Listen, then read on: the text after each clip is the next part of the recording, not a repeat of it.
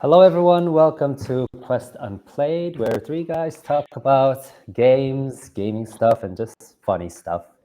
And today we also have another guest.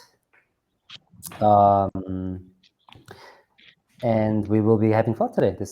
So I am George, the co-host of Quest Unplayed, and we are today joined by Anthony Hello, everyone. and Zach Hi. and XM. What's up? All right. So before we start, this podcast is sponsored by Minimap, your ultimate gaming hub and a gaming companion app. Excuse me, sync your game accounts, make your own game collection, connect with other gamers in our community, enjoy our original content, and basically do anything and everything about games. And we will play that everyone's favorite the video of episodes.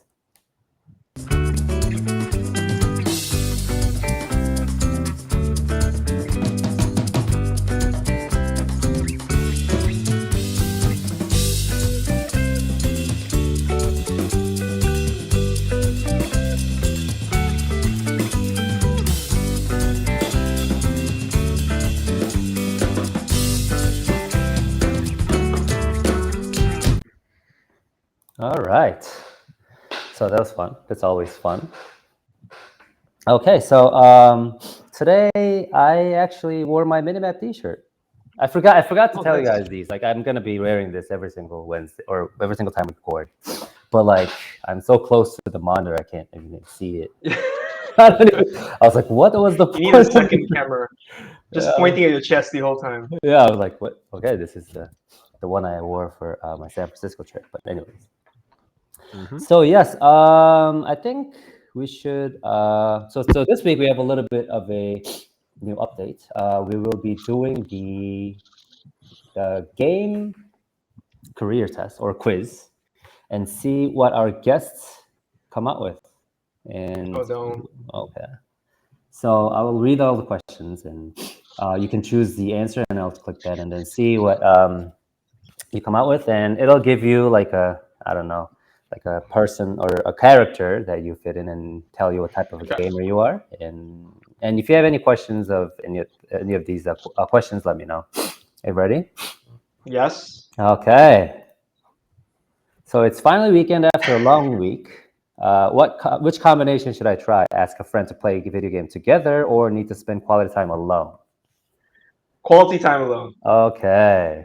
For sure. The new game that just released isn't my type, but a friend is urging me to play with. It is not my cup of tea, so reviews first, but would be fun if we played together, right?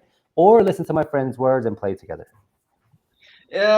Usually we end up playing together, but yeah, like, I would say one. Okay. Because yeah, like I would usually go like, well, can't we play this other game that we have played before? It's like assured to be fun. Sorry, I gotta kill my phone. It's all good. Yeah, so one. Okay. Number 3, you are thinking about joining a community with strict terms to get game information. First, from self-introduction to attendance check, it is too much for me, or it has good information, so getting ranked up after 3 days is no problem.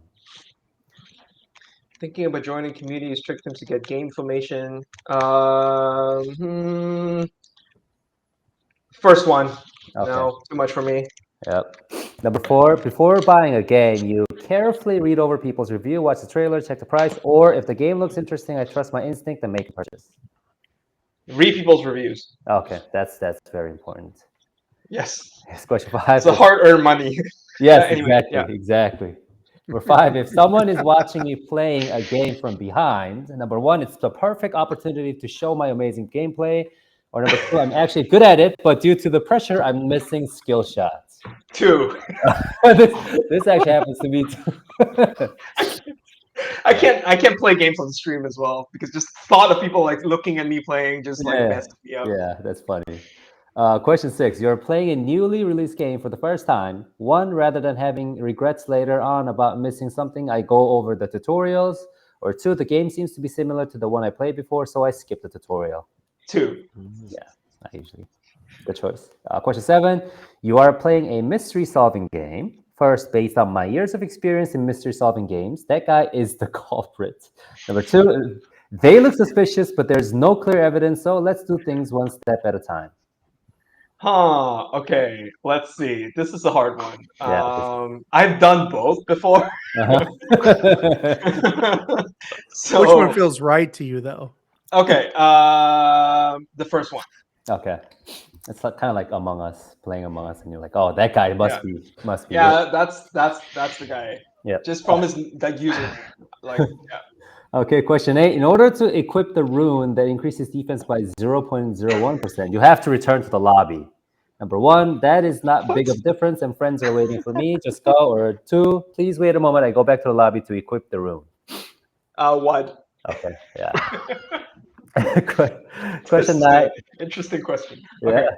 Yeah. Question 9. During gameplay, your companion's character has been bitten by a zombie. Number 1, you might be able to find the cure, so you decide to accompany them. Or 2, everyone in my group can get infected, so I choose to kill them, even though it is tragic. Oh, so this is an NPC. Yes. I'm guessing. Yeah. Okay. If it's an NPC, I would shoot them. If there are like larger social consequences by like having like it's like a real person, then I would probably keep them alive. Right. Number 10, even if I don't express it, I feel like I keep losing because of my friend. Number 1, are they not feeling well? I lift up my friend's spirit. Number 2, send them a link to the character's tips and tricks to suggest that gameplay. The first one. Yeah, question number 11. The character has bad performance, but the appearance is totally my type. Number 1, considering the balance of my party, I cannot put them in my party. Number 2, I have to put my favorite character in the party no matter the cost. 2. My current desktop is 1, messy with tons of icons, but it does not affect my gameplay. 2, I hate chaotic things. I neatly cleaned my desktop. 2. Ooh, okay. Question 13. Before getting into the game, I 1, search the internet just in case I end up missing achievements. 2, I never played game while caring about achievements. 2. Oh. Last but not least, you who happens to play lots of games. 1, play a game I feel like playing at the moment from my collection. 2, you feel at ease after making a gaming schedule on when to beat a certain game. People have gaming schedules? First one. Okay. Say something sociopath. All right. You are a scientific alchemist. Scientific alchemist. Okay. Is this the best they can develop a video game? Let's be a little okay. I nicked the It's kind of my job actually. So okay. Games has flaws. The reward system also has issues. Loves perfect AAA type games. What is a perfect AAA type of game? Ooh, that is actually very subjective, I would say. Is there like a games games released back when they couldn't fix them after they released them? Perfect. They're perfect. Perfect. I guess a game that comes out basically with no bugs. Yeah, Wow. but that's not happening though. Like I can't play any game that way. It's impossible. Yeah. Okay, but I guess if you wish upon a star. maybe a AAA game that's been out forever, so all the bugs have been fixed, and it's like perfectly balanced over like a few 100,000 like player hours. Think a lot about how I would have made the game differently. That is very true. So that is super accurate. I do that all the time. I like single player games that require a lot of brain power. I don't know about a lot of brain power, but I do like single player games. Okay. Before enjoying a game, I definitely dig out information beforehand. I will try. I have no problems with spoilers. Like that is mine. My big thing. Like I don't really care about spoilers. I'm more a mechanics guy. So like if the game is like, oh, if you get the spoiler, then the game is ruined. Then it's not my type of game anyway. Yeah, I don't really play games for like the story, even though I enjoy the story. When chatting, no matter what anyone says, if you're capable of sending logical response, yeah, that's kind of true. I even criticized my favorite game. That is 100% true. Like my favorite game has the most criticism for me. All the games I like basically get all my attention, and like I know all the flaws, and yeah, so that is like me. Okay, so I guess Steam it's is only like all this. 75% true. I'm gonna say all this negative comments, but gets a 4 out of 5. Yeah. Must play this game, but these are all the things. Yes. All right. You get both types of like reviews. Like my game just like launched, and you have like both types of reviews where like some guy just says like all the nice things and it's like a negative review because of like one line at the top. It's like, yeah, like I like this game is has too little content, but I played it for like 20 hours and like blah blah blah blah blah. This is all really good, but negative review. And then you have like the other side where it's like a whole essay of criticism and it's like positive. This game's pretty good. Like, okay. I like the one. I think I watched a video on YouTube. Some guy said your game is his favorite game he's ever played. I think there I had gotten some feedback like that. I don't know how that is possible. It sounds like a like exaggeration because I'm pretty sure there are way better games out there. But I'm guessing some people just really like typing games. That's the reason I made it. Maybe just so. really like Yeah, typing let's games. say maybe he's really wanting to show those finger skills. He's like, I think people like games they're really good at, so they're like people Oh. showing off. Yeah, so like, especially if they have like a bout of games that just completely suck at, and then they play my game and just is naturally good at it. So they'll be like, "This is my favorite game now." Because like I feel good when I play this game. I feel like I'm like the best gamer in the world. I'm gonna totally like share the I love this game. And then the tutorial's over and you get worked. You're like, this is the worst game ever. You gotta Never coax their played this ego. You gotta coax their ego. If only there was a way to like sneak in the personality test like while you're playing the game. Like I tell if this guy's gonna like leave a bad review if he loses, then I'm just gonna like let him win. Like you're the best. You defeated every boss. Like you've got all the achievements. Leave me a good review. Well, whenever I look at reviews, I look at a couple of things. One, hours played. It's always the first one because I've seen people like worst game ever. Like if they played 2 minutes of it, and I'm like, okay. And also, if any of it makes sense, like the first line, if it's like this game sucked, I'm like, okay, man. Like, can you give me some details on? So usually I cut those completely out. But if it's like, couldn't get out of this bug or whatever, there's a whole bunch of them. But I usually take them with a grain of salt because some people just leave thing on Steam just to leave him. I've seen some really just like this game was dope, and I'm like, okay. Steam actually like down like what do you call down prioritizes those reviews now. Like they have like a system where if you put like a one-line review, it actually gets like pushed down to the bottom. So like the more sort of things you write, they have like an AI based like system to like grade reviews. So like if you put in like certain like way of typing a certain like keywords, then it pushes it higher so more people can see it. So I think that is like a really cool thing that this team is doing. Also, I'm curious. Do you guys, when you look at reviews, like if you see like a negative review, but the guy's played like 1,000 hours, like what do you think? I usually read it, so I read it and I get the context. Like if I've seen ones where like they've played tons of hours, and at first they wrote a positive review, right? So they'll be like, "Love this game. It's one of the greatest games," but then something came out for that game that made them not like it, and they're like, "Update to this review.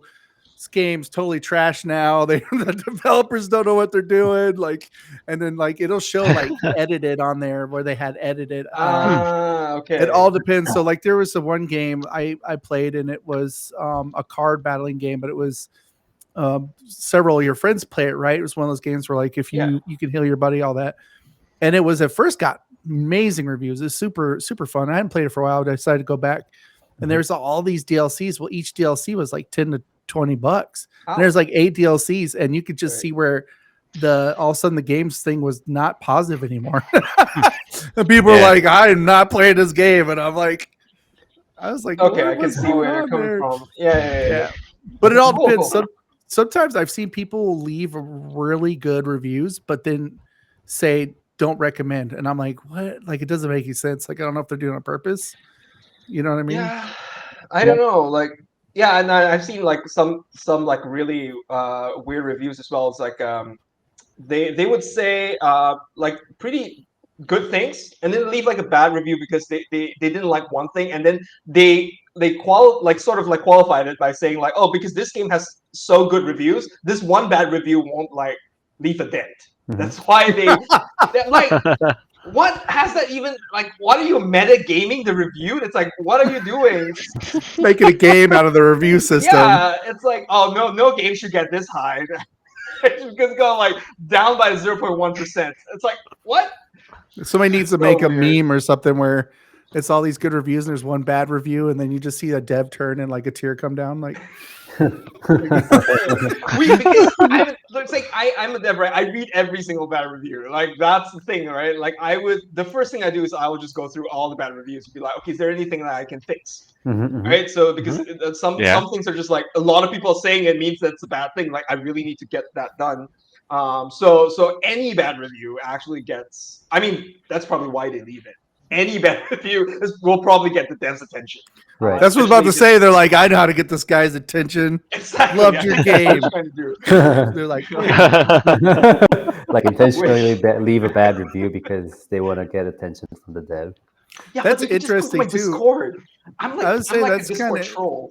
I was about to say Anyway, it's kind of interesting that you go for you're looking. Is there a reason why you look for the negatives over the positives for your reviews? No, I do the positives as well, but I do the negatives first, simply because those are the ones with the most sort of feedback. I mean, not the one-line ones, but like the ones with that are like, oh, like this part of the game doesn't work, or this game crashes when you do this. So those things immediately jump out, and I try to fix them, whether or not people fix their reviews, because I want it to be good for the next player who plays the game.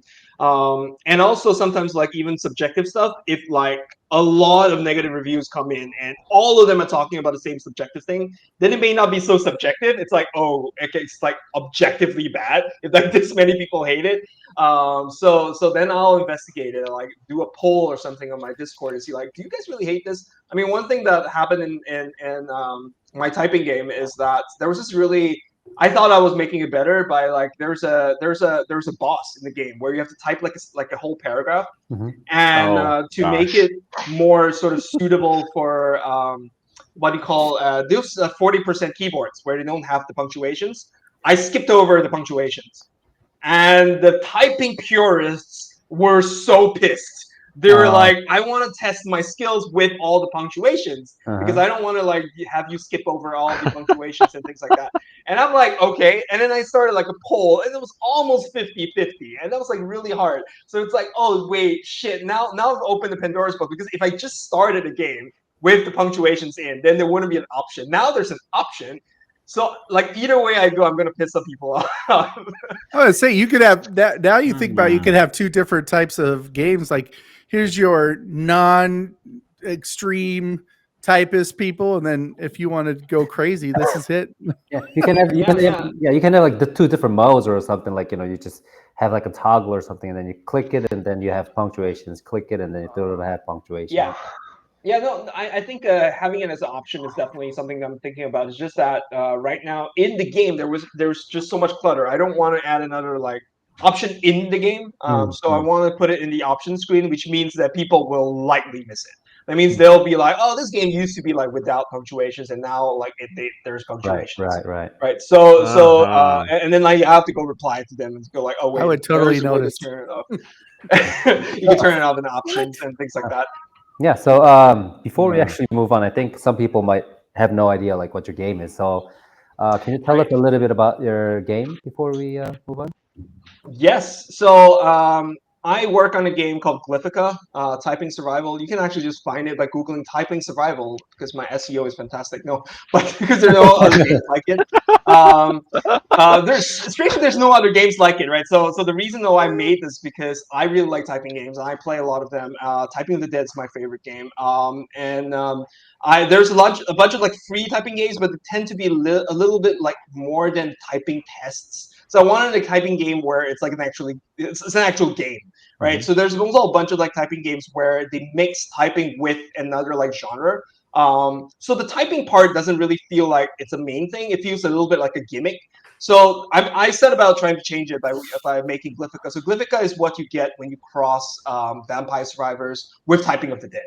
right? So and it places a lot of focus on typing. So the whole Typing game of the dead, is huh? just typing. It's like there's no like dodging projectiles. There is no like collection of items or whatever. It's like everything is triggered by typing. So the whole like all of your interactions, all of your weapons are fired by typing. So we have weapons that create turrets if you type a word starting with a certain like letter. You also have like weapons that create drones that attack other enemies, and they create like one drone per like A, E, or O that you type. So there's like a layer on top of the typing where you're like picking the right words or prioritizing certain words over others to create the maximum amount of like screen clearing ability. So there's like a whole like layer on top of typing that's extremely strategic.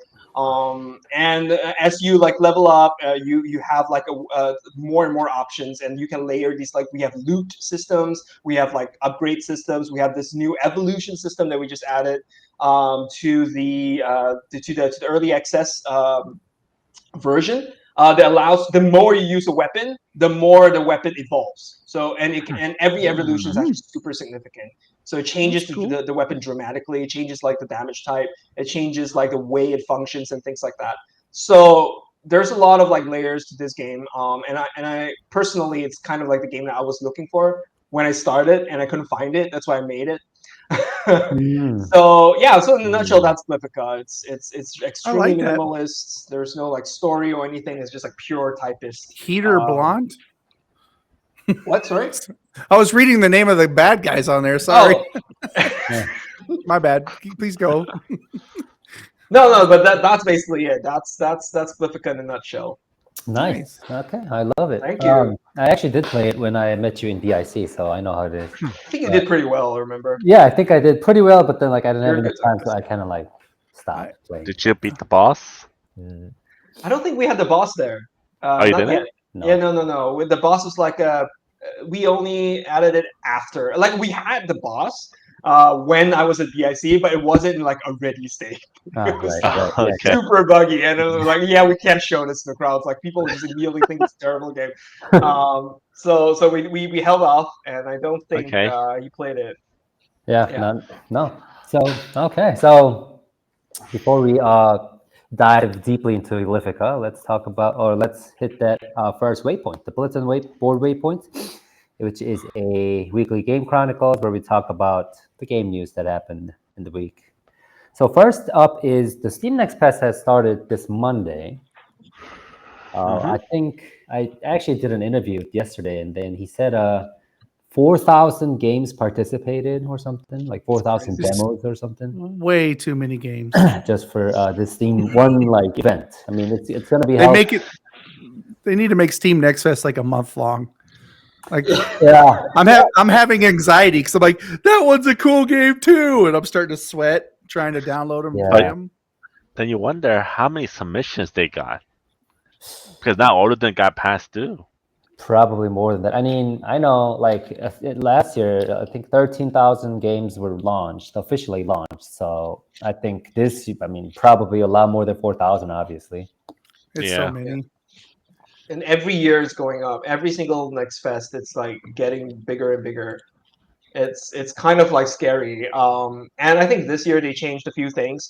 As a developer, I think they sent out a memo, and there used to be like live streams featured in the front page, and this Next Fest there isn't any. So like we're all kind of curious like how it's gonna like pan out because a lot of us kind of like.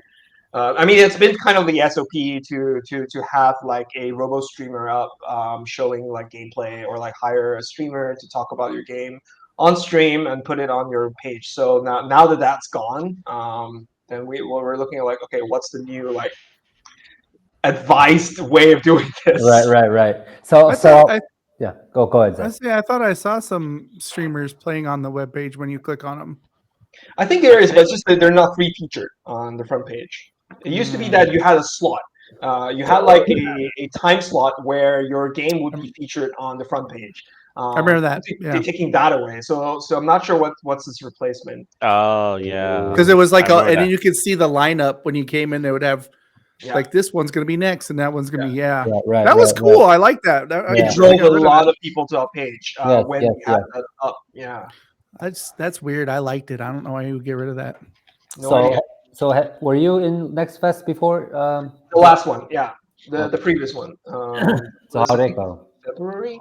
It was really good because I think we also like very fortunately had a push from Japanese media. That was entirely like not like planned. Oh. It was a I can't remember the website. There was like a Japanese Twitter account that like tweeted our game like immediately like a day before like Steam Express or something. So they drove like a bunch of people to go wishlist the game, which made like the Steam algorithm think like, hey, you know, this game seems to be doing pretty well. Let's promote it more. And then like in Next Fest, I think we got like I think easily a 10,000 wish list or more. So it was a huge bump for us for Next Fest. So I mean, like mileage may vary for different games. I think ours is just kind of lucky in the sense that there hasn't been a really serious typing game in a while, and people are just kind of like interested, like, oh, typing game? Like I wonder like what game is like, and then they'll just like wish list it just to see like just to get updates when stuff happens. So I think we got lucky, and I think it did pretty well for us. That's good. Yeah. Have you played any games this Next Fest you've enjoyed, or have you A lot. Have you? I tend to play like really weird games. I like weird games. I haven't played any this Next Fest because like it's just started. I think like this weekend I'll probably go through some of these games. I think I played like what was that? I think the game's out now. Rack and Slay. There was like a billets roguelike, a pool game roguelike. No, okay. That was really cute. Rack and Slay. So that was really fun. I saw one of my friends' games on this like Next Fest. You can definitely try it. It's called Star Vaders. I think they're in this Next Fest. I'm actually playing that. I think.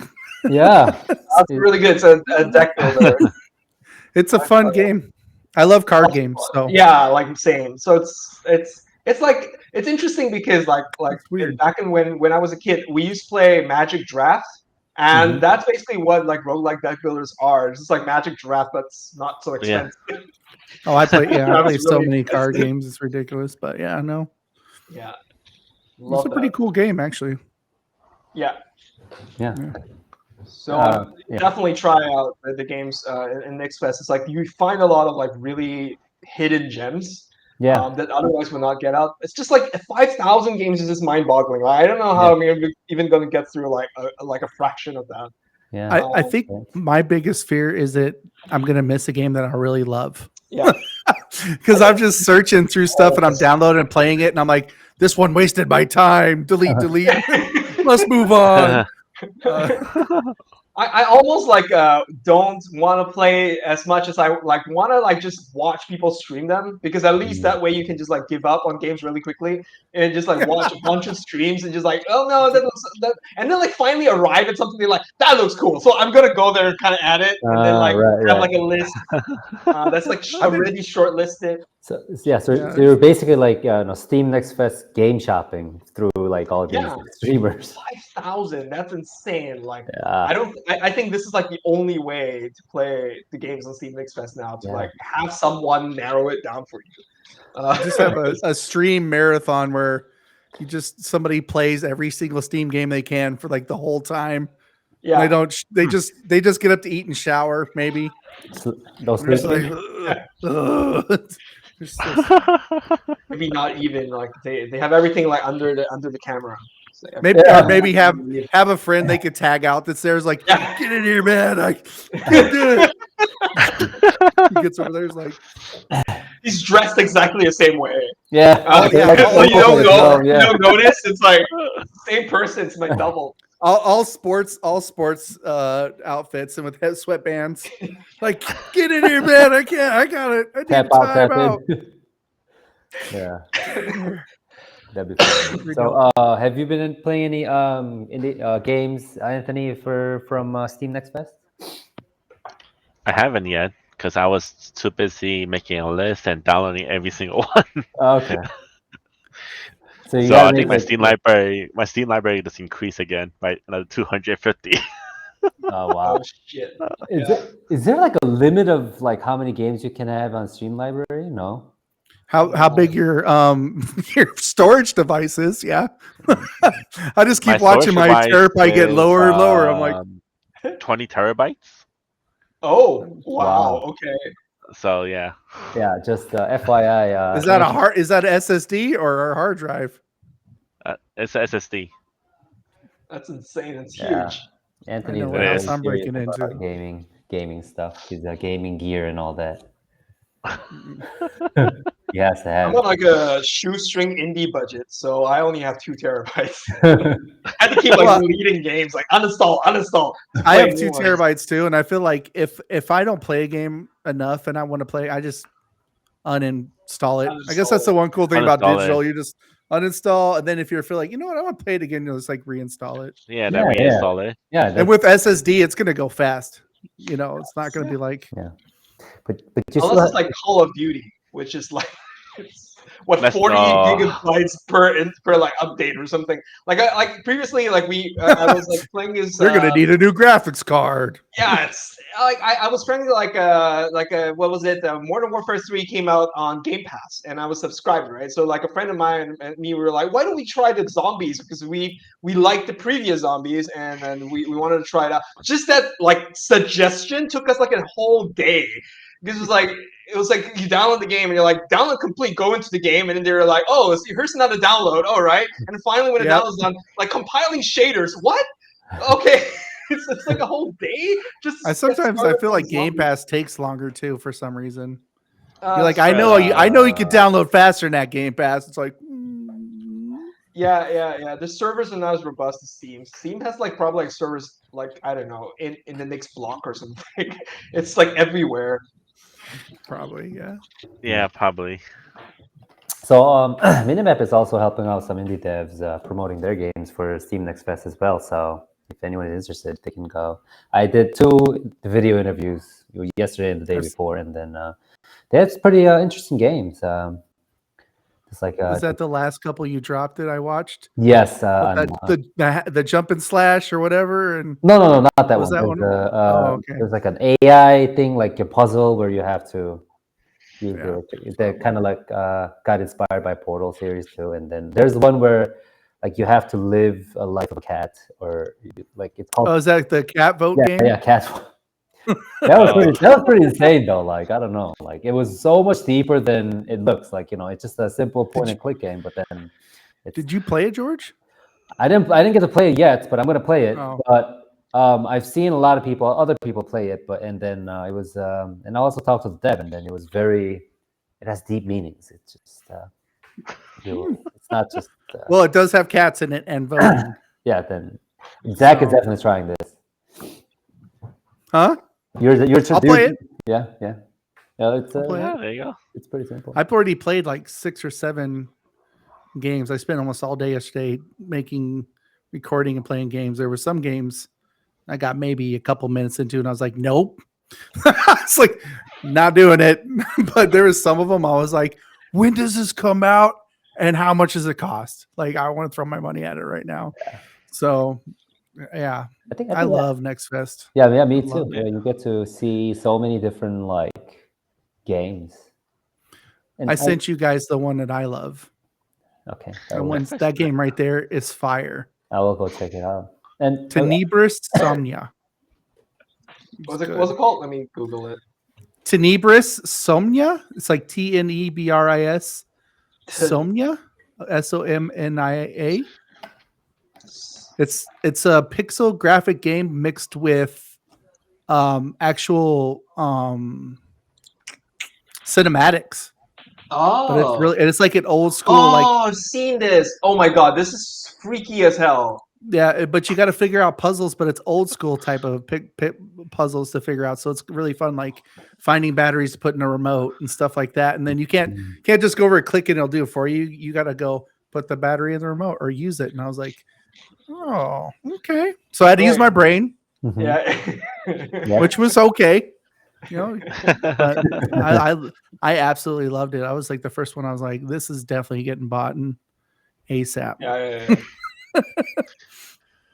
I think it's extra scary when it's like live action and like the contrast because you feel like really sort of distant from the scares when it's in pixel art form. It reminds me of like the old like Clock Tower. I don't know if you play that game on the SNES. It's like it's scary, but it's not that scary because it's like pixel still. But in this case, it just like changes to like live action, and you're like, ah! No, there's a couple parts. There's one part when you're in the elevator though. It's like super cool, freaky but cool, and you're just like, wow, this is somebody really put some love into this game. They switched between two different types of styles, and I was like, okay, I can do this. Cool. But I'm a gaming nerd. Yeah. Wow. Yeah. So It's a good idea. It's a really cool idea. I'll probably drop this podcast today. So like whoever's listening should go play all the games in Steam Next Fest. We have the weekend too, right? And it's until Sunday, right? It's a whole week. So I think. 21st. Let me check real quick. Yeah. So Yeah, it's the 21st. 21st. Is it 21st? So probably like on the weekends they'll have weekends got to be the peak, right? A lot of people just Friday night. and weekend. I just think it's weird they started on a Monday. So yeah, it's over on the 21st at 10 a.m. Yeah, so They always I are on would- Monday. I was hoping they would start like on a Friday and end on a Sunday. They can't. They're trying to avoid all the games releases. The major games. Oh, okay, that makes sense. Major games releases always on a Tuesday and a Friday. So they're trying to avoid those. Oh, okay. I don't care about. I want to see all the indie games. Give me the good stuff. Yeah. So go play Steam Next Fest games. Yes. And the next topic we have is the Nintendo's announcement on a new device. Obviously, it was not Nintendo Switch 2, which we had been hoping for. I was like, "There's a new announcement for Nintendo." I was like, "What? Nintendo Switch?" Nope. It was an alarm clock. It's one sweet alarm clock. Yeah, but I didn't know. Which I bought. I was gonna say, I knew it. did you get it, Anthony? definitely I knew it. you got it. I I knew knew you it. I was did. like, Anthony's definitely gonna get it. It's because I had the craziest idea when they first announced. I'm like, can I actually mod this? Right. Oh. I don't know. It depends on like if they have an operating Because software. it in doesn't there it doesn't use the camera, so it uses wave motion as a sensor. Right. So I'm just trying to think, Oh. what can you do with this? Because they have all these custom scenes you could change. They have like 36 scenes, 30 different Right. voices. Yeah. I'm about to say, it sounds like you could wake up with it. Or else Bowser gets pissed. He's like, "Get up! What are you doing?" You're like, ah. Oh no! Change Bowser voice to what's his name? Jack Black. Jack That's Black, funny. right? Well, you haven't got the alarm clock yet, have you? No, I haven't. Oh, When is I'm it wondering coming? because it says you could choose the scenes and everything. I'm wondering if there's more. I'm guessing there's more than Mario then, like maybe Zelda, Kirby. They probably do all the first party ones. Yeah, Yeah. I think I seen like Splatoon 3 is there, Legend of Zelda is there. You can have Link Mario wake you up. Odyssey, yeah. And, I mean, but like the alarm clock was pretty actually cool because you don't even have to touch the alarm clock to like snooze it. You just wake up and No. like walk away from the bed and then it automatically turns off. I feel like that could be dangerous too, though. It snoozes it, and you're just like, "What time is it? I'm late for work." Just hit that snooze by just swinging at it, And, like alarm clock should have you like solve a puzzle to make it snooze. That's the way Yeah. to not be late. I think I've seen these crazy alarm clocks where, like, if you don't wake up in like, I don't know, like 1 or 2 minutes, it starts shredding the money that you put in. Like, What? What? so you put in like $20 or something, and then it starts shredding it. And then I was like, oh, yeah, I have to stop it. And then there's one where, Yes. like, there's like a flying object, and then you have to grab it and then put it back there in order to like snooze the alarm. Okay, I meant it as a joke, but some people made it. Okay. No, seriously, yeah, I actually. Oh, okay, seen that's these. insane. I've never heard of it, but it sounds horrible.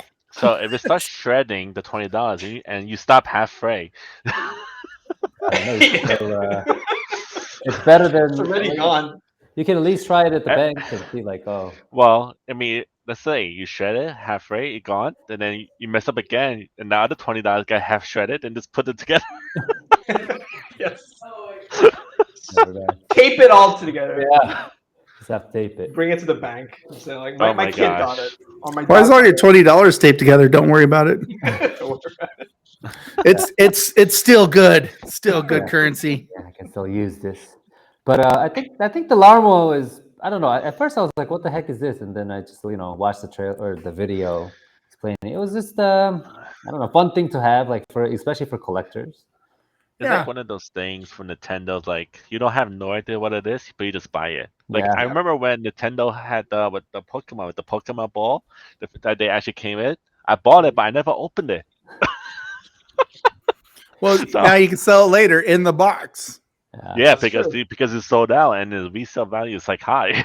Yeah. There you go. It's more like an investment rather than like a collection. I know some people that are just so head over heels with Nintendo, which is totally understandable. They're a very lovable company that will definitely like drop that $100 in a minute. Yeah. I just use my cell phone. Yeah. The alarm clock is like $100, right? Yeah. When I looked, it was $99.99. Okay. So, Okay. with tax, it's like 110 American dollars. Like So I don't know. $10 is probably the alarm clock. The $90 is Nintendo. Yeah. So Probably. that's what you're paying for. Yep. And then I don't know if that's shipping included. There's like, Probably not. Anthony knows. you already got it, Anthony. Yeah. Was shipping included? I got mine for free shipping. Okay. Yeah. Yeah. Anthony's probably VIP in all these online shopping platforms. But it's especially the ones that are related to games. I know one man that will buy this. This picture on the wall. It's got like a black and white picture of Anthony. Like, I think I haven't bought like physical game stuff for a long, long time. Like everything I buy now is just like I can download it. Like if not, I'm not buying it. I just don't have enough space in my house. for all the, yeah, that's true. It's hard. Trust me. Yeah. Yeah. It kind of makes you sad though too, because we talk about this all the time on the game thing here, but they were talking about some game the other day that when you used to open up, remember all the books inside, all the cool books, and sometimes you get a poster for your wall. Yeah. Like, I'll put my Metroid poster over here. I miss those days sometimes. It's just like, yeah. You meet all your other fellow nerds in line. Like at first, everybody's trying to play like they're cool, but they showed up in their pajama pants and their oversized shirts and like, hey man, what's up? Just here for the new Elder Ring, no big deal. By the end, you guys are all giggly, like running out the door of your game. I should do that a lot. Like especially if I order a physical item and it's coming. I'm like tracking when is this person coming here? When is it going to get delivered? Oh, you're almost here. 2 stops away. They open the door right when they get there. They're like, no, open The the door before unboxing getting there. happens like way before the box arrives. Yeah. That's the whole process. You basically like tag the person like delivery car. You're like right behind him. It's like, okay, drop it. I can see him just following the delivery truck, like staring at the guy. Guy's like, live streaming the whole thing. Yeah. there's the package is still going, guys. He took a wrong turn. God On damn an it. electrical scooter. Yeah, that'd be. Dope. Like especially in Korea, though. Like Korea is such a small country, like in terms of size. So everything gets delivered within like 2 days, like least, like at most. So if something doesn't arrive in like 2 or 3 days, so people start like calling the people like, what the heck is going on? Like, why did I get it already? And The country's not that big, guy. yeah, like seriously. Where's my stuff? Yeah, and a lot of companies, not a lot, but like big shopping platform companies, they offer like next day delivery, like no matter what. So like you just wake up and you just have the package right if you open the door. So Okay, man. Dope. yeah. So anyway, I hope Nintendo sometimes announces this Nintendo Switch pretty soon instead of a lot of stuff. So yeah. Okay, so I think that Next one's gonna be a blender. We've got an announcement. Blendo. I mean, anything is possible in Nintendo. Blendo. I remember Did when- you say Blendo? Blendo. Next time you're making your smoothie, watch Mario run around and jump over stuff as he's blending. Like, that would be. I thought it'd be like I'd be like Mario spinning him out. Yeah. well, imagine if he was Blade. running around the cup and jumping over stuff and boop, boop, boop, boop, and you're like, it's almost done. It's looking pretty loose. It's time to drink. Yeah. No. Next thing they're gonna make a Nintendo Vice Pod. You never know. Never know. You never know. Yeah. Hey, I say, don't give up on your dreams. Yeah. Okay. So I think that's good enough for the game news. So let's move on to the companion waypoint where we meet the dev. We already met the dev. Oh, Plenty. yes. But this is where Yes, this you is your have. section, XM. This is where we talk about your game, your life, your experience, and all that. So before we Right. go in, let's watch the trailer with sound because we Nice. haven't done that. I really like this trailer too. Welcome, the sweet typist. This is you. These are your enemies. Oh, you got to type the name. Wow. And this is your weapon of choice. Whose fingers are that? I was about to say, is that your keyboard in your hand? That's my publisher. Type to destroy your foes. Expand your arsenal.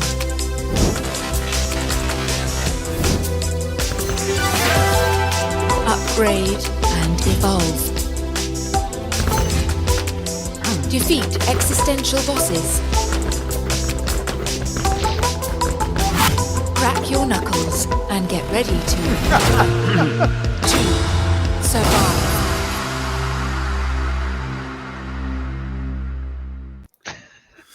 I really like the sound and the voice and all. Well, how did you make the voice? Like, who did the voice recording? We hired a voice actress. really I like think my that. publisher and I were like looking at a bunch of like candidates, and we are like, who sounds most like Mavis Beacon? Mm. We just went with the one that sounds the most like her. Nostalgia Oh for the my win. god. Yeah. So yeah, we hired someone to do it because like we couldn't do it. We didn't have like the right voice. Yeah, and the knuckle cracking wasn't real. It's actually my sound effects. It's like, yeah, we have like the best like sound guy, Bings. So he does like all of the sound, all of the music for Glyphica. And he also like made like all of the audio for the trailer. So he's amazing because like the game is like 50% sound, and it's and basically this guy just like tanks everything. It's like amazing. Yeah, it felt definitely different from like just watching the video of it, and then watching the whole thing with the sound, because like the sound kind of made it like feel like, I mean, like in a, I don't know, like a spaceship or something, trying to like The future. the aliens, And this is a little like trivia because like before this game, before like I worked with like Bings and the Imba Interactive team, I was like working on this game like pretty much silently. So I like all the visuals, everything came first, and I didn't know how it sounded. It was like completely like the sound was just up in the air. Like I didn't know how you're gonna sound something which doesn't really have a like real life equivalent. It doesn't have like, it's so abstract. And when I think they asked me like, okay, how do you envision the sound for this game? I literally like the first thing that came to mind. I told them was instructional video. And like that was the whole audio direction. The whole audio direction was instructional video. Like it should feel like you're watching like a VHS tape from like the 90s, and it's like you're trying to instruct you like how to do something. And the game should just feel like that. And it was really weird that like they took it and it just like went crazy with it, and it became like instructional video plus plus.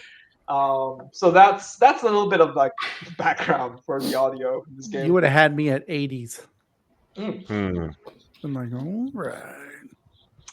That's a part of the charm. Yeah. So are you a good, I don't know, like good typist, fast typist? I'm not actually a good typist. I think I'm decent. I'm like I'm average about 90 to about 110. I'm not like super fast. Like there are people on my Discord that's like easily 180 words per Wow. minute. So they're literally just like blasting through things. So but one of the goals of this game was that it wasn't 100% dependent on words per minute. Like there was a layer of strategy on it that if you knew like what you were doing and pick the right upgrades and prioritize targets properly, you could probably stay alive for a really long time with about 80 words per minute. I wrote a bot actually to play the game for me at any desired word per minute. So I tested the game on like 75 words per minute usually, but then I usually like crank it up to like 200 to make sure that it wasn't like super unbalanced for someone who's like really fast. And I think like it was not easy to balance it that way. But one thing that I realized that I use to balance it a lot is that I have a lot of enemies, way too many for even a really fast typist. So they would have to use the weapons to sort of do crowd control and then like prioritize certain targets to like trigger the weapons and things like that. So that was actually how I went about like the balancing. So yeah, I'm not really like to answer your question. I'm not really that fast typist. That's really good. I mean, I know you're a big into typing game, but do you have any other genres that you prefer to play? Oh, I tend to when I was like younger, I'm really into like RPGs.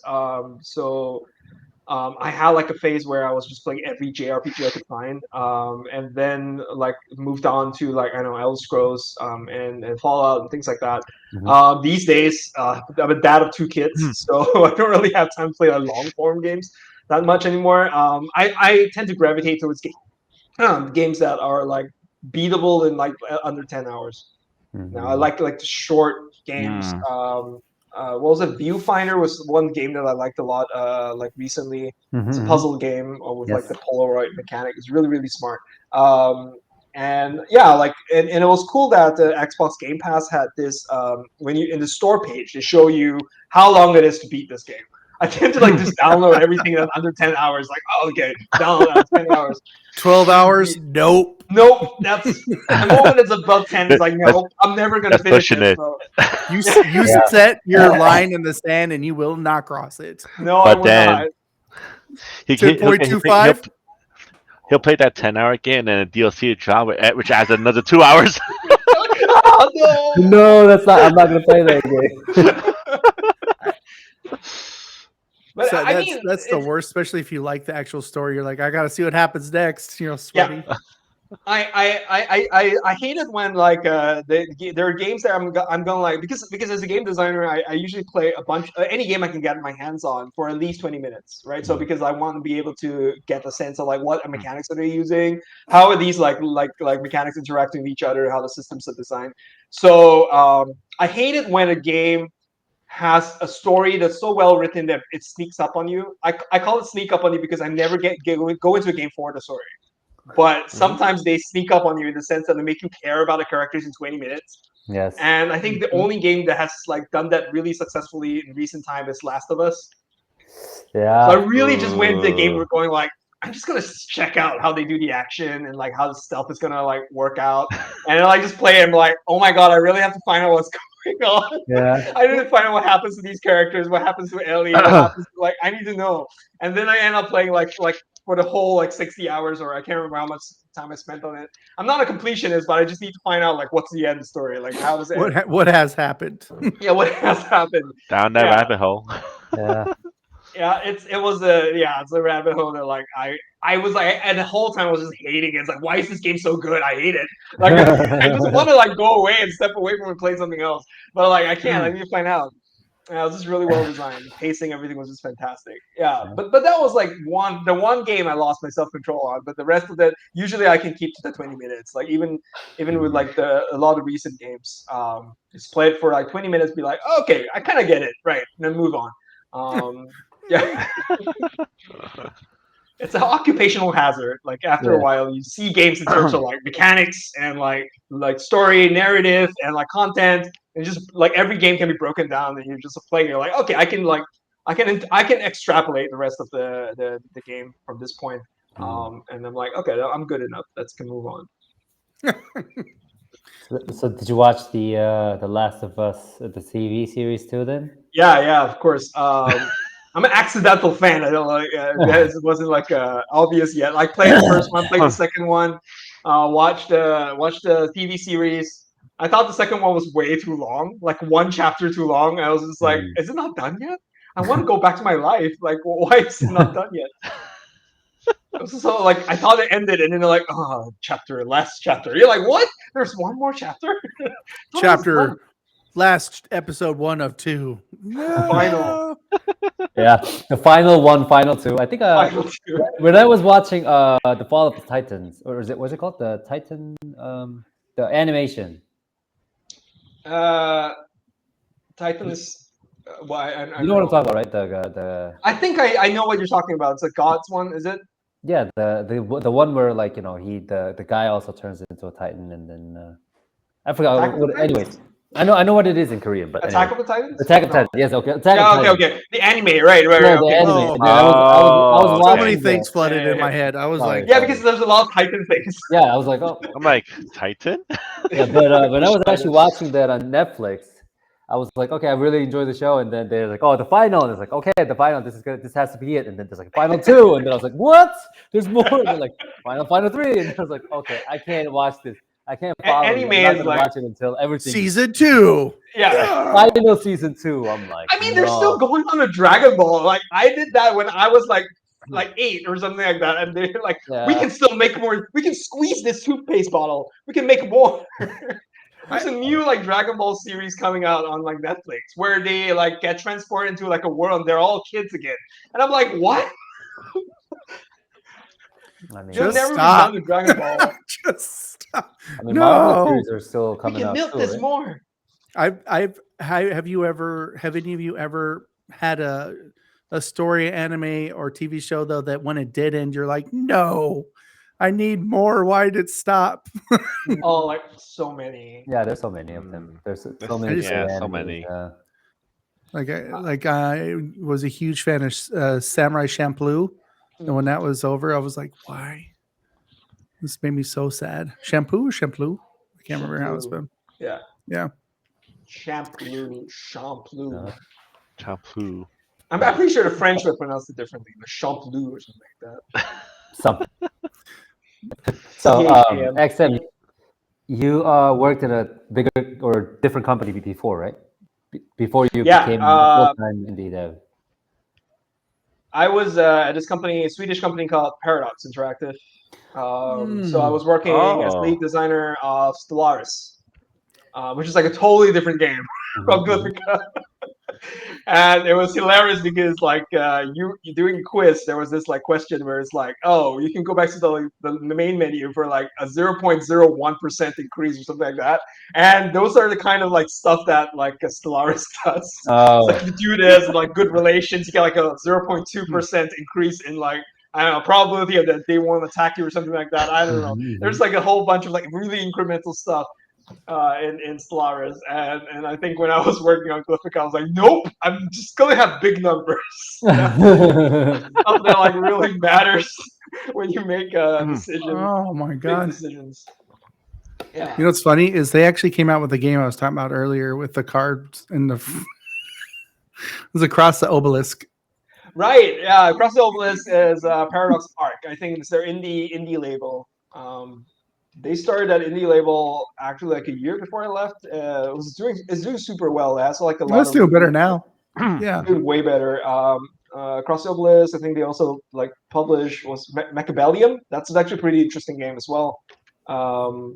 It's like an AFK mech like auto battle game. It's really hard to describe. It's like it's an auto battle game where you're like you assemble like a mech army and your opponent assembles like a mech army and then like you just press go and then like they kill each other and you're like I should have done that like differently and you just like You go make yourself something to eat and come back, you're like, oh man. yeah, it's like backpack battles or something like that, but like on like an epic like Total War kind of scale. So I don't know, like I really like a lot of the games like Paradox Art published, and while I was there, we got all of them for free. So Oh, that's a good. it That's was it was yeah. really awesome. Like we had like this like internal like what do you call the Steam keys, Yeah. like a spreadsheet. Like if you grab the one, you just like put your name there. So like I just grabbed all of Oh, Oh, okay. Wait, I that's don't. that's not a normal thing for companies to let you guys just have the games you're working on. because we don't work on all of them because those are the games that Oh, Paradox publishes. So some they have limited amount of keys.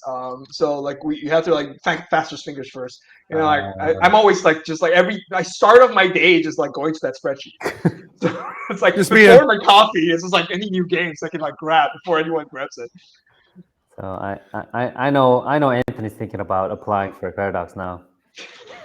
I don't I'll have to. say I already one have thing the about that games. company. They treat their employees really nicely. So like I'm really happy. Like as a developer there, like I had like a lot of fun. But I haven't like checked back in a while. I enjoyed my time there, but just really needed to come back to Singapore. And then I was checking them. Was like, do you guys like accept like remote working? And they're like, no, because insurance doesn't cover outside of EU. So I was like, okay, then I gotta resign.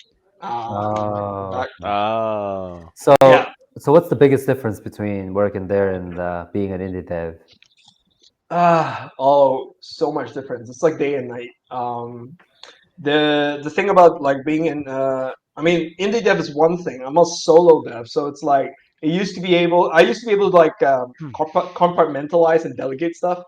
So you have a much better like mental health where you're like when you look at like reviews and you're like, oh, that's not my problem, that's like a code problem. It's like hey, I did my job, buddy. yeah, it's like it's not me. It's like, oh, it's not optimized. Oh, not me. Like crash bug. Oh, that's not me either. And then like you could like go like you can like narrow down. It's like, okay, I'm only like in charge of these things, and like even within like design, there are people who do like content design and stuff like that. So I only like really sort of like focused on like mechanics and systems. That's what I did as lead design. Although I sort of like helped out also on like content design, but I kind of more provided direction than actually did the writing, because a lot of content design work in Stellaris was is creating events and storylines in the game, which I'm not really good at. It isn't like super obvious. I'm not a really good writer. And I'm also not like a super big fan of stories, except those that like creep up on me. So like I'm not like the best person to like do those things, but there are people that we hire that are really good at their job. Like they can like write amazing stories. That's it, like that flows in whichever order you encounter it, which is because in Stellaris you can't really like know what thing came first. So they have to sort of like write stories in a way that like could fit in any way, that any order that you encounter them, or not encounter them at all due to RNG. So that was like one of the biggest things where I didn't have to worry about stuff. I could like show up at 9 a.m. and like leave work at 5 and have my like sort of like stuff like planned out. And there was like also a layer of like distancing between us and the players, which is actually kind of healthy now that I have it in perspective. Because there were community managers that dealt with the forums. There were people who dealt with all discords. There were and every week we would get a report on like from the community team on like what are the biggest complaints, what are like the biggest problems that people have been talking about, and we'll deal with that. So it becomes really sort of so we're not so close to the fans in that sense, and it's actually kind of healthy because fans, they are kind of emotional sometimes, Yes. and they can be kind of like, you guys suck, you're not doing this thing properly, and it affects you as a person because like you're a human being. Yeah. If you go in there, read everything, you do get affected. Like I do now when I'm working on Glyphica. I run my own Discord server. I look at all the comments, all the negative reviews and stuff like that. And sometimes they're not very kind. And they call your game trash or something like that. And you're like, it's not trash. I know it's like not perfect, but it's like trash is a bit far. But like, so you get affected by it, and you really have to sort of like regulate it internally and try to like not get too affected by it. But when I was working in Paradox, we never had that problem because there was always this like barrier between them and us. And I think and I think you were not even like really advised to like directly interact with fans unless like you felt like you were comfortable with it. Like they advised you to like just leave it to the community team. The community team come back to you with all of the feedback. And I also really kind of missed our QA. Like we had like a really strong like QA team. It was like several layers deep. They caught like most of the bugs before it even like touched your computers. We had like an embedded QA that was with us all the time while we were working, and then we had like the first sort of layer of QA, which is internal. We like our own hired QA team, and then we have like a third-party QA, which is based in Poland. They would like so the game would get played thousands of times before it even like hit like the public computers. So as a developer, it does make you a little bit more relaxed. Like you don't have to catch all of the bugs yourself. So you would like make something, build it, and then play it like a reasonable amount of times, hand it over to QA, and then like knock off work. And then next morning you come in, there will be like a list of like issues that the things that you've just added have caused that you didn't expect. While you're working on indie dev, it's like no. There's no QA layer, right? So you are QA. So you're like, I was about to say.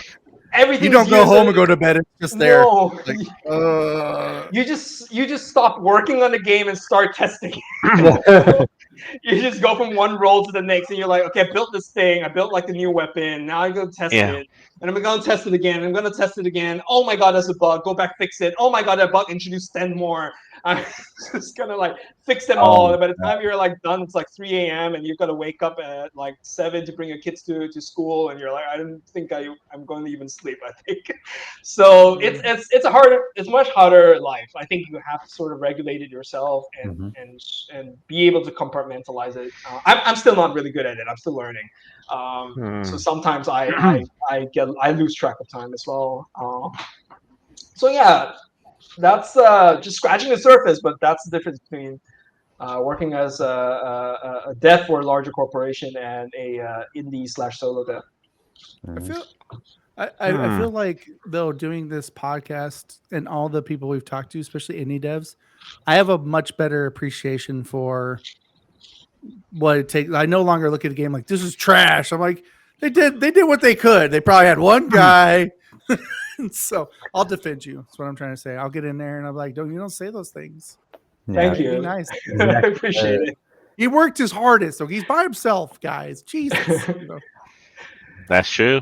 But no, yeah, definitely hearing from all these indie devs, it makes you really think of, how you're talking about how you work for a team and, you could leave things for people and stuff. And then when you're on your own, you can't do that. Like you really kind of makes you think all the games that people put out and they just, that's a lot of work. So, I mean, makes you think differently about it when you hear that side of the story. You know what I mean? Yeah. Maybe more devs should have like a video on there. Like I tried really hard. I was by myself. Part of their little trailers for the game. Like, come on, guys. Maybe have like a camera like on top of your screen and like you working so hard, like you're like grabbing your hair, like oh my gosh, all that, and then, like all in like. I mean, it's also double-edged sword because I don't want people to play my game just because they pity me. But like, I don't think people really understand like how much it goes into it. So it does really make you kind of appreciate games, especially games that you could tell are somebody's first project or they're doing it all on their own. And it's like, at least like there's games I probably wouldn't have given a shot to before we start doing this podcast. And then now I'm like, oh, let's try this itch.io and see how good it is. And then you're just like, that was a good try, man. For their first try, that was a good try. So yeah. So it's really nice. Like the encouraging like messages are the ones that hit you the most. Like they're really, they stay in your heart. Like people have no idea, but like if you just write an encouraging message to a dev, like I think this game has a lot of potential, or this game could go really far. Just keep at it. And those messages like sometimes like make me cry. Like especially because like if you've been working super hard. and you're like, I wonder what feedback people have, and you're just like looking through, and you see one of those messages, you just be like, okay, some people understand. It's not easy, Nah. and a No. lot of people also expect fixes really fast, and you're like, one person. There's a lot of bugs. I gotta go through them one at a time. I only have two hands and like one pair of eyes. So yeah, you have to go through them one after another, and people are just like, why isn't this fixed? It's been months. And you're like, I tried. Listen, man, I haven't slept for days. That's funny. Yeah. So for Glyphica, I think I'd ask you again in BIC too. But were you inspired by any other games in terms of like design or the gameplay? A lot of games. Like it really is like a mishmash of a lot of stuff that I like the most. I really kind of like minimalist looks to games. So like the whole like Portal like vibe, the sort of like the game. I don't know if you played this game called Mini Metro. There was like a huge sort of like inspiration to me. There were a bunch of other games that I played. Also, a bunch of like mobile games that had influenced the look of Glyphica. I mean, Glyphica started out a lot differently. I wanted to make something that was a lot more like Tron-ish. But then like, the more I made it, the more I didn't feel like it was right. It just didn't feel very. It just felt like too much because there were so many words. There's like lines, and you're like, no, it's just glowy bits aren't gonna work in this game because there's just too much clutter. I wanted to go like as minimalist as possible. So there was a lot of like references to games that were like Mini Metro, and like more minimalist, like Portal. I like Portal-ish kind of aesthetics. In terms of gameplay, I mean, Typing of the Dead is a clear reference. There's also like free typing games that I played and liked. Z-Type is actually really close in terms of mechanics to the base mechanic of of Glyphica, where you like type to shoot. But they lock you to a word when you start typing. You can't really change words. So that I didn't like. I wanted to like iterate away from it. And there was another game where I played called Epi Story. I don't know if you played that game. Oh, that one. It's a typing RPG. That's where I stole the typing mechanic from, where all the words get highlighted at the same time as you type it. Because they did that first. They did it really well. Where it's like there could be like three enemies, but they didn't do it like at the scale I did. There's like 3 enemies or like 4 enemies, and whichever word you type like highlighted the words as they appear. And I was like, this is so smart. Like this is really good. So I kind of like took that and mixed it with Z-Type and Typing of the Dead. And I arrived at like the formula that we used in Glyphica. So there's a lot of references. Like it's not like I didn't just pull this out of my head. There was just like a bunch of like references that I drew from. I tried to like Frankenstein them all together to get like the feel that I was looking for. Yeah, I hope that answers the question. I'm not sure if that was what you were asking. Yeah, that's awesome. Have you ever played a typing game called the Textorcist? Textorcist, yes. I like that game a lot, but like I didn't, because I actually like I'm terrible at bullet hell games. So I hated that I was playing a typing game, but I was losing at the bullet hell part. Yeah, That was like for me one of the things that was like, okay, Glyphica has to be pure typing. That means like if I'm good at typing, I should be doing well in this game. So that was like, I mean, I love text sources. I don't want to like say it's a bad thing, but that was that part of it that I didn't really enjoy, and I wanted to sort of fix it in Glyphica. Or actually, the better way would be to say to offer an alternative to the bullet hell part in text sources.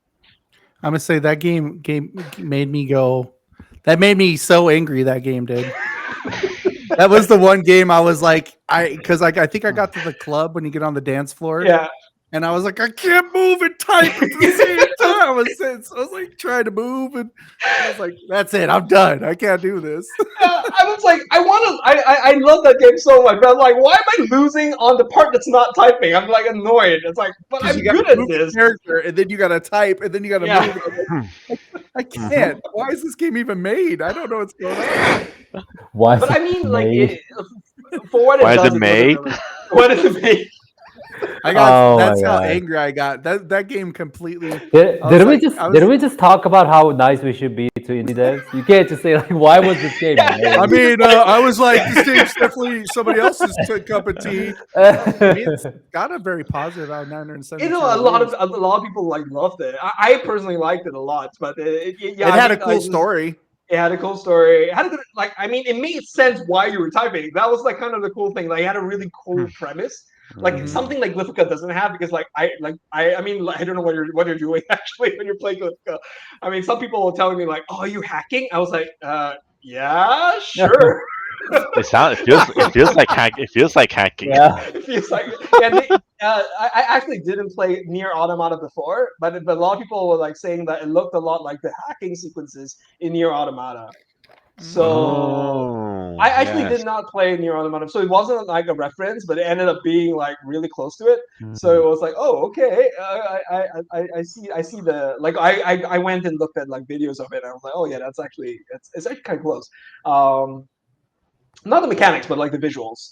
Yeah, so I can't remember what's my point in going there, but yes.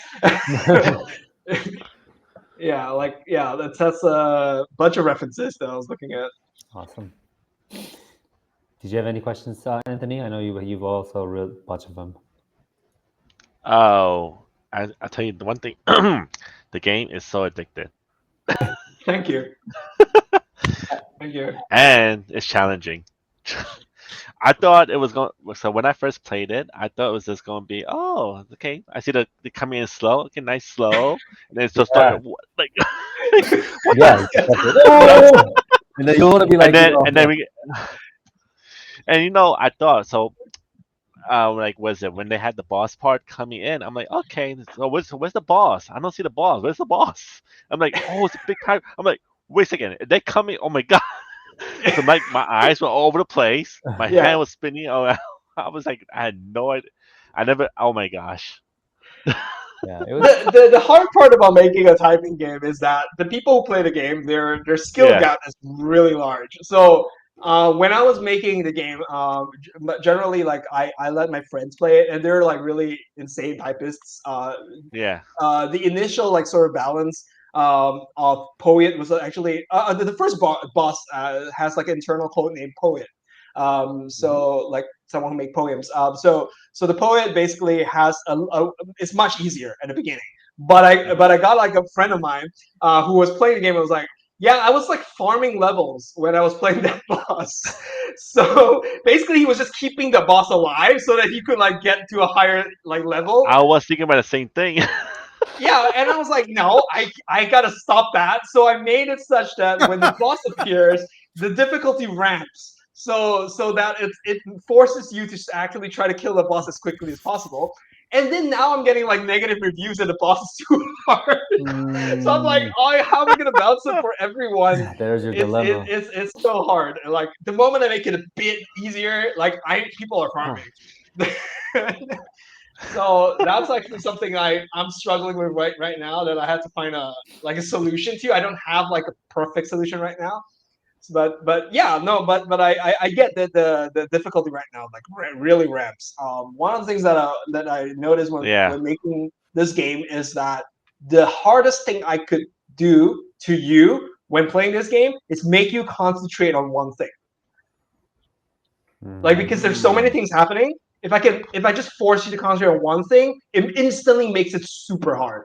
Like there's an enemy that reveals its words as you type it. Oh yes. And people hate that enemy because it forces you to stare at a corner of a screen like until you finish the word. And by the time they look back, they're like, oh no, I'm swarmed, and then they have to like deal with stuff. And so that I realized was like a really interesting thing. Like I'm gonna introduce maybe a bit more enemies that forces you to kind of do that, but in different ways. One way I was thinking about making an enemy is that there's a bunch of enemies that are connected, and you have to kill them in order.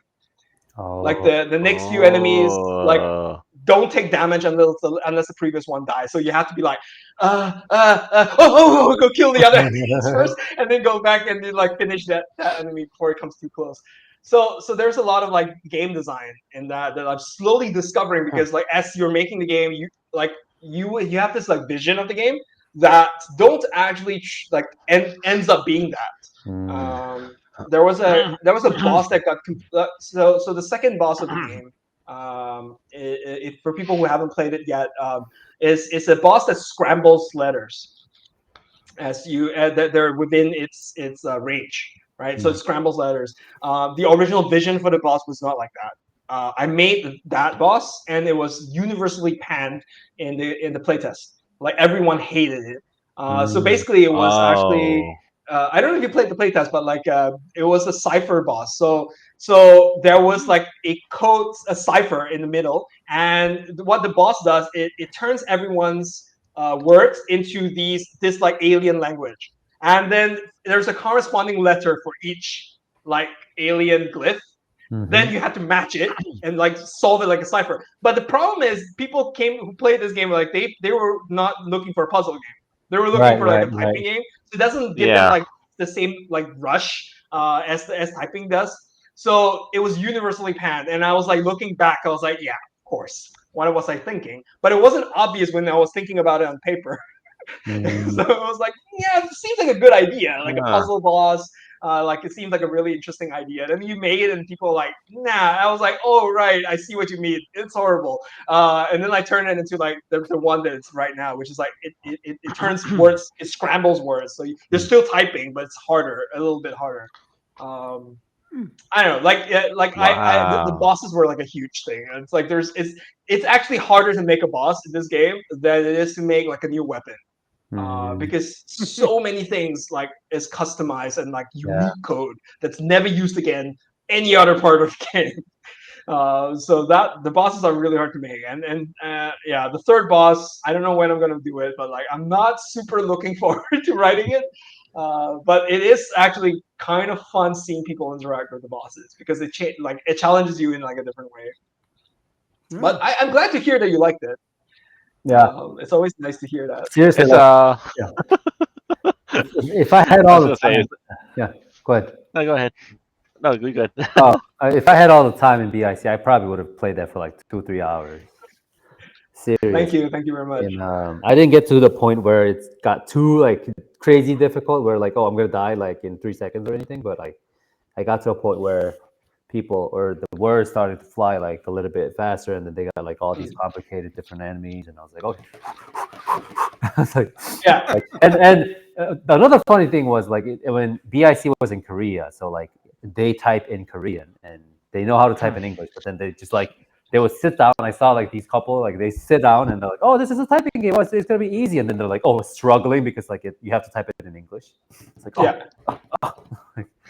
yeah, so and we actually have like one Korean fan who translated it to Korean.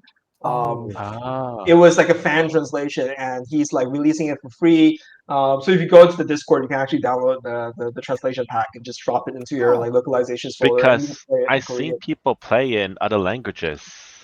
Yeah, it's pretty cool. I don't have Korean translation because I'm actually thinking of doing something special for Korean, because Korean is so it's deterministic the way you type. It's not like Japanese and Chinese where you need an IME. So it's actually possible, I think, in theory, to make the whole game entirely without like characters, like without English characters.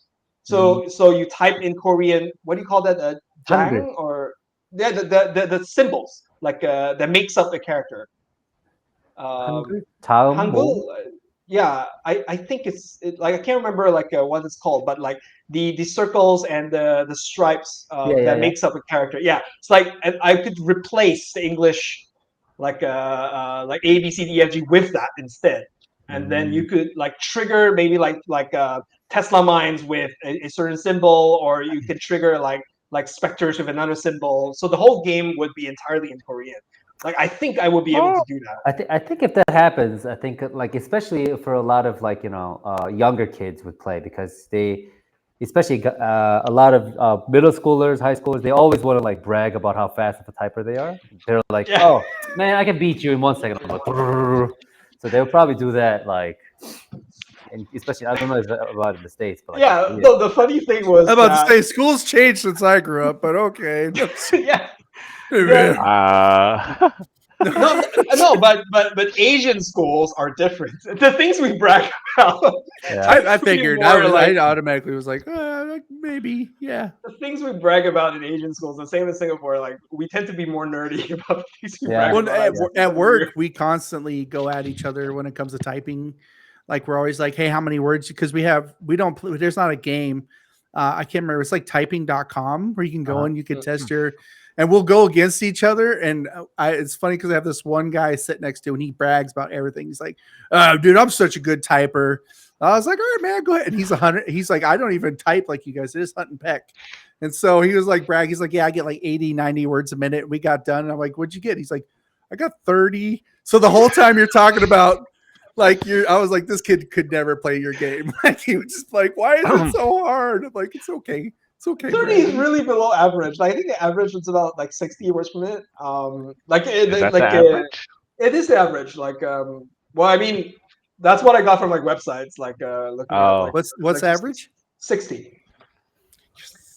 So Oh, 60 yeah. is like kind of like most people who are on the internet, like they're around there. Even without training, like just typing on like like Discord or things like that. But the funny thing, the funny feedback I got once was like someone was asking if I could release this for mobile because they type faster on your mobile phone than on the keyboard because they're messaging so much. So I was like, this is an interesting request. Is that Well, with what the are the swipe and stuff? Yeah, I don't know because like I'm afraid to do it for mobile because there's so many ways of typing on mobile and I'm not like super certain like if I could like use the phone's like virtual keyboard or let you like choose what keyboard you have.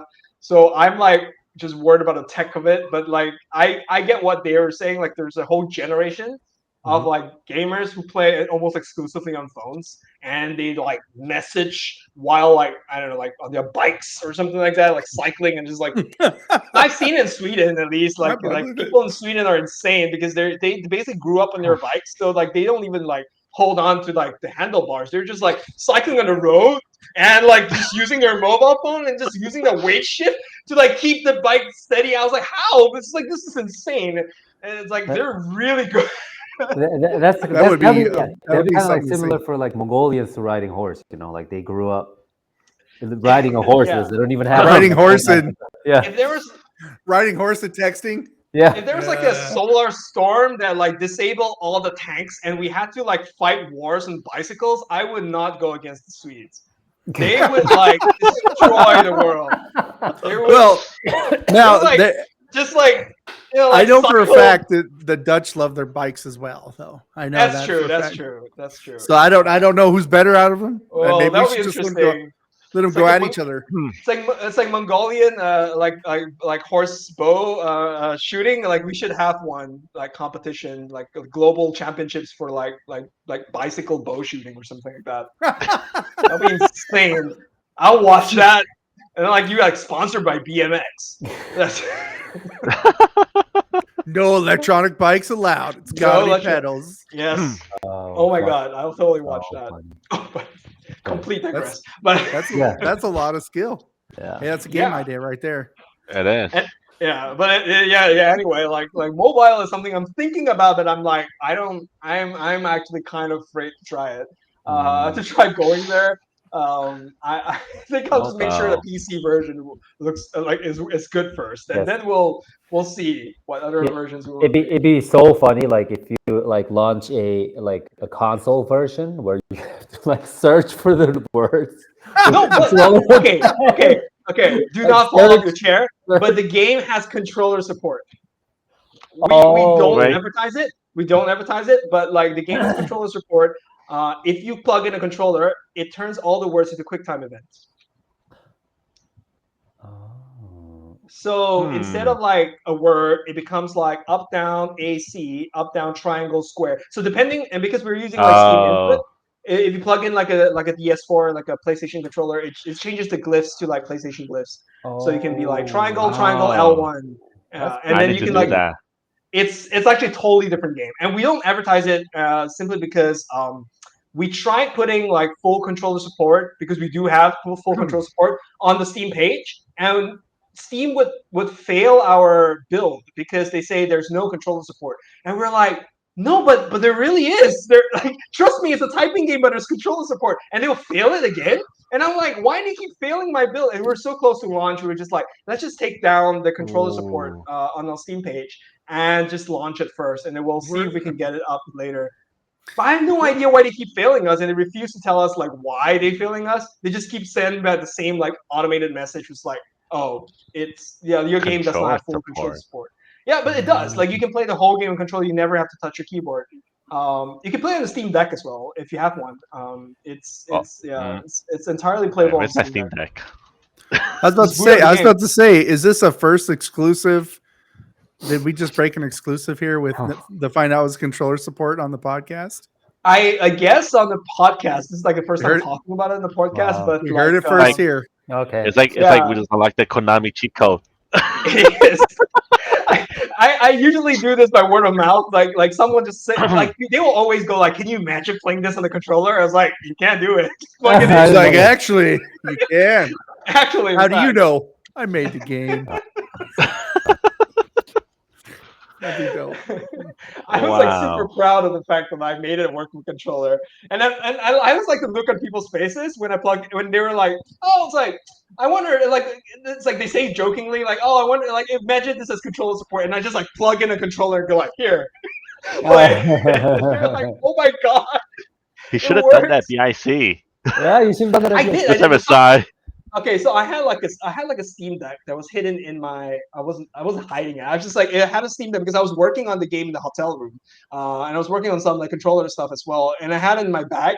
So there was this like executive from Sony came over, and she was like yeah, I would love I would like if only this good could work with controller, I'll totally be like put it on like this PlayStation store.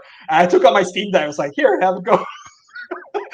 And she was like, "This is insane," and she ended up just standing there like playing for like an hour or so. It's just like and she was really good at the controller. Like I mean, she's from Sony, but like I mean, she was really good. That's super cool. That is very cool. I didn't even know that actually happened. Wow. That actually existed. I mean, you should like about a controller, bro. I was about to say, you should be proud of that because I don't think that's kind of like a little hidden thing. You know what I mean? Yeah. That you made work because most people are like, "Oh, it's just a typing game." You're like, "No, there's much more, sir. there's much more." It's also supposed to by the like definition by the documentation on like Steam input supposed to work with Nintendo Switch controller. So, but I've never tested it. So I actually will be super grateful if someone would test it with Nintendo Switch controller because I don't have one. So Anthony playing out his Nintendo Switch. Exactly. So I was like, because I tested it with the Xbox. It works with the Xbox. It works with PlayStation. I don't have a Switch, so I don't know if it works with a Switch. But it's supposed to. Okay, so Anthony will get back to you with his experience with the Switch. And then your next challenge is to put it on Alarmo and see if it works there. No, for Alarmo, it has to be some kind of like your movement, like right, left, up, down. And then you have to like shake your head or I don't know. Like, are you awake? Workout game. It's like it'll end up a workout game. That's it. And that's a new mod. Why are you so sweaty, Alarmo? I was just playing a typing game. Yeah. Do you want to turn off the alarm? Then please do this. I probably if I just playing a typing game, I probably would sweat. I would have to get a sweatband out and everything. Like, oh God, why? There's so many words. I mean, it was hard. I was actually playing on the laptop. It was like because on the laptop, all the key is like much closer. So like, come in like. My highest words per minute is I think it's 67 or 68. So I'm pretty sure I would struggle. Just sweat. Then you have to like really know the upgrades. Like once you do, you can actually survive for a super long time. Like just from knowledge of the game, like what to prioritize, like what to pick. It's ultimately it's like the roguelike. It's at least 50%, if not more, of this game. The roguelike part of it, and the other half is typing. So that's pretty cool though. Yeah.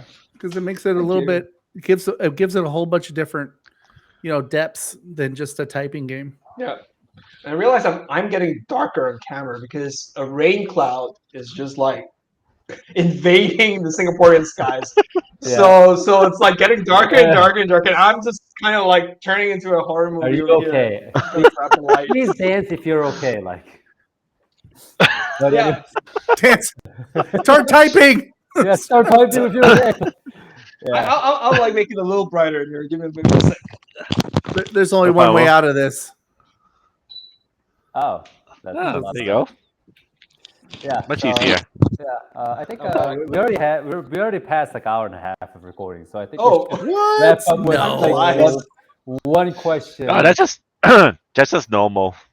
I was about to say, isn't that the normal for us? Like, Yeah, it is pretty normal. I mean, I know our first guest G came out, and then ended up recording for like 2 hours, and then he was kind of tired at the end. Towards the end, he was like, "Yeah, yep." he's like, I'm ready to go. Yeah, like, I didn't know it was gonna. I didn't know what I signed up for. Like, I didn't know I'd sign up for this. But yeah, I mean, I we can talk for really- hours if it's just about games. So Yeah, we really. I mean, I like whenever I kind of promote it to indie devs to like invite them, I just tell them like a lot of people are kind of scared or worried because they don't want to be talking. They're not good at talking in public, whatever. But I just tell them like it's just like having a beer or a coffee with like 3 gamers. We just talk about games and just casual conversations. And then that's how I kind of promote it. And it is. I would say, I would say like we're very big into indies and just meeting devs in general is like one of our favorite things. So devs should never be scared because I'm just excited to talk to them. So it's yeah, like, exactly. Like where are you going to be able to talk to them for like hour or two? Like you usually can't. and get inside your brain. You know what I mean? Because if I message you, I'm like, want to talk? You're like, what? But George is like, hey, would you like to be on our podcast? Like, yeah, it sounds like a good idea. Oh God, yeah. But get in the van, let's talk. It's an unmarked white van. Just get in there and we can talk. What do you want with me? I was just gonna ask you how you made your game. It's no big deal. Are you coming to G-Star XM or no? I have no plans. I don't know what's gonna happen because right now I'm in a really tight schedule trying to keep up with the updates of the game. Early access we have a cadence we want to keep to every month we have a bunch of stuff. I think the first month we are aiming to get a first batch of what we call augmentations. So they're perma upgrades. So it's also another good thing for people who are not that good fast typers. Where when you play the game, you earn currency that you can use to buy permanent upgrades that will make you better. I think one difference from the demo of the game is that you can't bring all of it. So in the demo, you have these permanent upgrades that you could buy and using in-game currency, and then all of them will be active at once. And so you actually end up being super OP if you just grind long enough. But in this case, we were trying to make something that's a bit more strategic. So you can bring X amount of cards, X amount of upgrades to battle with you, depending on the difficulty of the game. And you unlock these by in-game currency. But you have to have a build in mind. Okay, I'm gonna go heat build or something like that this time. So I'm gonna bring specific augments to battle. So that's planned for our first update in the end of the month. So the first batch at least of those augments perma upgrades. Oh, pretty sweet. Yeah. Put in that So work. this cadence is going to kind of continue all the way up until I think early next year, in February. So yeah, I can't really vouch for my attendance to any events right now. I'm also I was thinking about going to Taipei Game Show, but I'm probably give that pass as well because it's really close to 1.0 or the planned 1.0 date that we have for our game. So yeah. Yeah, so. But I hope to see you guys around. Yeah, I mean, Yeah. yeah. So Sorry. so we 3 of us are meeting up in Texas next year. So if you're ever thinking of coming to Texas, I won't be close. I'll be closer than now, but I won't be super close. I'm actually headed up to Canada Toronto in the summer. But same continent, but not very near Texas at all. Whoa, what happened to Anthony? But anyways, yeah. I have no idea. I'm still here. I have no idea. Oh, What's okay, happening. Dimension of He's Canada. just a voice. Yeah, He's a ghost. He's in our soul, and he's gone. Weird. Oh, he's still there. I'm- Oh, he's there. He's really bringing the Halloween into this. Oh, yes. And- This actually was and the he's plan. a ring. Oh my god! Yeah, This is weird. I have It's a no idea ring. what just happened. yeah. Next thing we but, see is a well.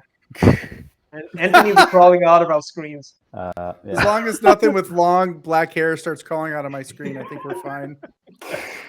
I'm like, No. not today. No. That'd be perfect. I don't know, like background for our. I always Halloween. wonder what if the ring happens when you're like watching the video on a mobile phone? Would like Sadako be like a tiny version of herself? Probably, or she wouldn't be able to Like- come out because it's so tight. It'd just be like, oh, Oh, shit, yeah. damn it. Next time, I guess. She's like, Right. I'll wait. Yeah. Or she starts crawling out and you flip the phone this way and it makes it smaller. She's like, what? She like falls over. Oh man. Now I gotta go this way. Player of her. These guys are out of control. Yeah, Yes. but I don't know if you're gonna be ending with Anthony without it. Oh, Anthony. Okay. He's still here in spirit, right? There Oh, he he's is. back. He's back. Hello. Until we He moved Treat. the location. Yes. to- Anthony wanted to be there. Anthony really wanted your corner, so that's why he kind of like left and came. It was a whole coup that Yes, he it's, planned. That's It's it. Yeah. like if I just disconnect at this point, I would get re-injected at this part. It's all planned. Yeah. You know. So, I think before we end, do you have anything you want to say to the players who are gonna play your game or people who might be interested? Right.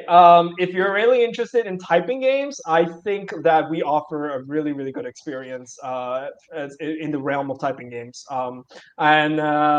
Yeah, like the game is not complete yet. It's already kind of fun. But if you don't find it, there's enough content. Please give us some time. Yes. Yes. Please. We talked about Please, this. don't judge us too harshly. We are working our asses off to build as much as we can as fast as we can. Well, So, I thank mean, you. yeah, during the stream or during the podcast, you're just telling us that you're gonna be missing all this stuff just to keep upgrading your game and Yeah, doing stuff to it. So that's pretty. I mean, you're locked in. Yeah. Yeah, I'm working throughout Christmas actually. So yes, so many things to build in so little wow. time. Where do you live at? Singapore. Oh, it's too far away. I was gonna come over some cocoa, try to lift up your spirits. Yeah. Yeah, You're not it's horrible alone, from man. everything. Huh. Thank you. I have you in my heart. That's all right. That's good. Yeah, you can have all of us in your heart.